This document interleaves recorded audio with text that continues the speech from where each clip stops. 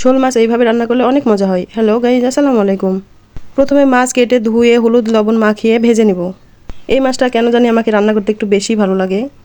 খুব কড়া করে মাছটা ভাজবো না, হালকাভাবে মাছটা ভেজে নিব। এক পাশে ভাজা হয়ে গেলে আরেক পাশে উল্টে দিব। এই মাছ না ভেজেও রান্না করা যায়, কিন্তু আমার মাছ ভেজে রান্না করতে ভালো লাগে, সেজন্য আমি ভেজে নিচ্ছি। মাছ ভাজা হয়ে গেছে, মাছটা আমি এখন উঠিয়ে নিব। মাছ ভাজা তেলে দিয়ে দেবো এখন গোটা জিরা, তেজপাতা, তারপরে দিয়ে দেবো পেঁয়াজ কুচি। পেঁয়াজটা হালকা ভেজে নিব, তারপরে দিয়ে দেবো টমেটো কুচি। বিশেষ করে মাছ রান্নাতে আমার টমেটো লাগবে, টমেটো ছাড়া আমার চলেই না।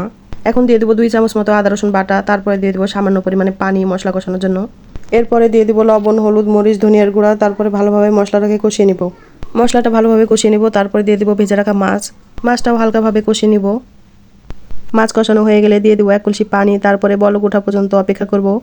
মাছের ঝোলে বলক উঠে গেলে মাছের ডিম দিয়ে দেবো। এইভাবে ডিম দিলে ডিমটা ভেঙে যায় না।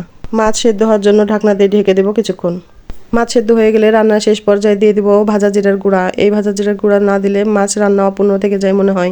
জিরার গুঁড়া দেওয়ার পরে এইভাবে বনবন করে ঘুরাই নিতে হবে কড়াই, তাহলে সব মাছের সাথে মিশে যাবে। এইভাবে শোল মাছ রান্না করলে গরম ভাতের সাথে অনেক মজা লাগে খাইতে।